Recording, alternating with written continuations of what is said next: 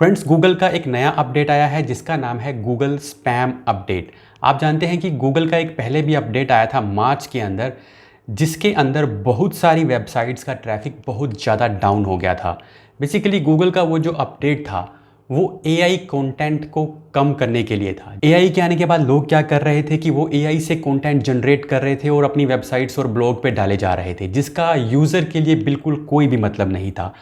तो उसको बंद करने के लिए, उस चीज़ को कंट्रोल करने के लिए गूगल ने मार्च में एक अपडेट दिया था, जिसे हम मार्च का अपडेट या स्पैम अपडेट मार्च 24 के नाम से जानते हैं। उस अपडेट के बाद क्या हुआ, जो वेबसाइट्स एआई से कंटेंट जनरेट करके अपने ब्लॉग या वेबसाइट पे डाल रही थी, उनकी जो इंडेक्सिंग है वो ही ख़त्म हो गई। कुछ साइट्स ऐसी थी जिनके हज़ारों के हज़ारों पेज एक ही रात में डी इंडेक्स हो गए, लेकिन सभी साइट्स के साथ ऐसा नहीं हुआ। कुछ एआई जनरेटेड वेबसाइट्स हैं जो अभी भी गूगल में अच्छे से रैंक कर रही हैं। उस चीज़ को कॉम्बैट करने के लिए गूगल ने ये जून का अपडेट निकाला है। इसका नाम जो गूगल स्पैम अपडेट इसलिए रखा गया है क्योंकि इसमें बहुत सी स्पैम और भी कवर किए गए हैं, उसके बारे में भी बात करेंगे। लेकिन एक चीज़ मैं आपको बता दूं कि इस अपडेट का साइट रेपुटेशन अब्यूज़ के साथ कोई लेना देना नहीं है। तो साइट रेपुटेशन अब्यूज़ होता क्या है?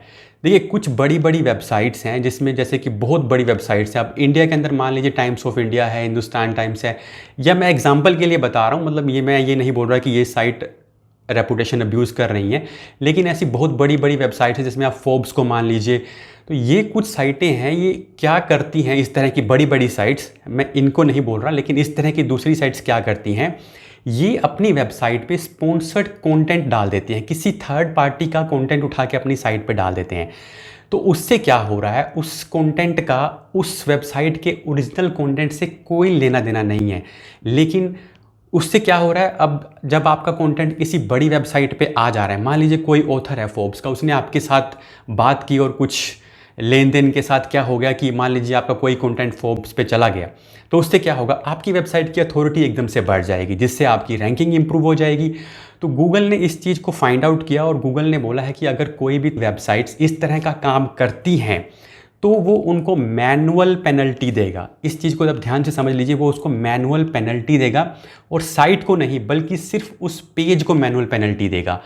तो ये जो गूगल का अपडेट आया है, इसमें गूगल ने कंफर्म किया है कि ये जो अपडेट है ये साइट रेपुटेशन अब्यूज़ के साथ उसका कोई लेना देना नहीं है।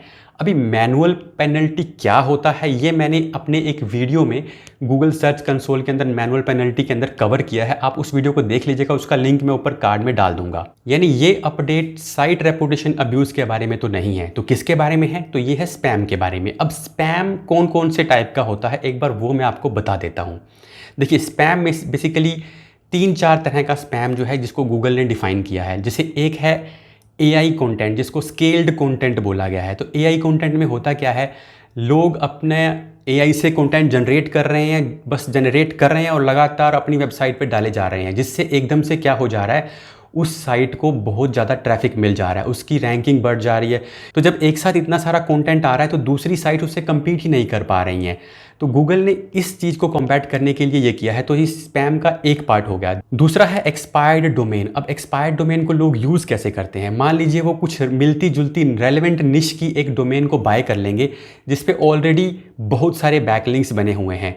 अब वो क्या करने वाले हैं, अब उसी तरह का कंटेंट या तो उसी साइट पर डालने वाले हैं जिससे उनको बैकलिंक का फ़ायदा पहले से मिल गया और कंटेंट वो बना रहे हैं, या फिर वो क्या कर देते हैं कि वो पूरी वेबसाइट को एक दूसरी वेबसाइट पे रीडायरेक्ट कर देते हैं, या फिर कुछ पेजेस को भी वो लोग रीडायरेक्ट कर देते हैं। तो रीडायरेक्ट करने से क्या हो रहा है, रीडायरेक्ट करने से उस वेबसाइट का अथॉरिटी जो है वो एक नई वेबसाइट को पास ऑन हो रहा है, जिससे बहुत ही कम कंटेंट के साथ वो वेबसाइट रैंक करने लग जाती है। तो इंडिया में ये बहुत चल रहा है। बहुत से लोगों ने गवर्नमेंट की वेबसाइट्स को, जो एक्सपायर्ड डोमेन्स थी, उनको बाय किया है, और उनको बाय करने के बाद उन पर गवर्नमेंट से रिलेटेड जैसे जॉब्स के बारे में डाल दिया, गवर्नमेंट की स्कीम्स के बारे में डाल दिया। तो इस तरह की बहुत सी वेबसाइट्स के एग्जांपल हैं जो आप इंटरनेट पे देख सकते हैं। इसके बाद साइट रेपुटेशन अब्यूज़ के बारे में हम बात कर ही चुके हैं। हालांकि साइट रेपुटेशन अब्यूज़ को इसमें कवर नहीं किया है। यानी इसमें एक चीज़ समझिए आप, एक तो होती है मैनुअल पेनल्टी और एक होती है एल्गोरिदमिक पेनल्टी। यानी कि एल्गोरिदम अपने आप से डिसाइड करता है कि मुझे इस वेबसाइट को क्या करना है, और एक होता है मैनुअल। यानी गूगल का कोई बंदा है, आपकी वेबसाइट को देखेगा कि ये बंदा इस चीज़ को अब्यूज़ कर रहा है, तो वो फिर क्या करेगा, उसके ऊपर मैनुअली एक पेनल्टी डालेगा। अभी गूगल ने ये बोला है कि वो उन वेबसाइट के पेजेस पर मैनुअल पेनल्टी डाल सकते हैं। ध्यान रखिएगा, पूरी वेबसाइट पे नहीं, सिर्फ पेजेस पर मैनुअल पेनल्टी डाल सकते हैं। आगे इसके बारे में एल्गोरिदमिक कोई अपडेट आएगी या नहीं, ये अभी तक क्लैरिफाई नहीं किया गया है। इसके अलावा स्पैम में और क्या होता है, जैसे कि बाइंग और सेलिंग ऑफ द लिंक्स, तो वो तो पहले से ही है। जो लोग लिंक्स बाय या सेल करते हैं उसको भी स्पैम के अंदर रखा गया है, और जो लोग थिन या पुअर क्वालिटी कंटेंट को भी अपनी साइट पे डालते हैं उसको भी स्पैम के अंदर रखा गया है। तो ये थी गूगल की जून की स्पैम अपडेट जो 20 जून को आई थी और जिसको एक हफ्ते में जो है रोल आउट होना था। तो इसके बाद आप देखेंगे कि आपकी वेबसाइट की रैंकिंग अप या डाउन हो सकती है। इस अपडेट से क्या होने वाला है, इस अपडेट के बाद AI जनरेटेड कंटेंट जो लोग डाल रहे थे और जो मार्च की अपडेट के बाद अभी भी रैंक कर रहे थे, उनकी वेबसाइट्स डाउन होने वाली हैं। तो इससे क्या होगा, कंपटीशन कम होने वाला है और आपकी वेबसाइट को डेफिनेटली फ़ायदा होने वाला है। तो दोस्तों, ये था जून अपडेट के बारे में पूरी इन्फॉर्मेशन। आपको वीडियो कैसा लगा कमेंट करके ज़रूर बताइएगा। मिलते हैं नेक्स्ट वीडियो में।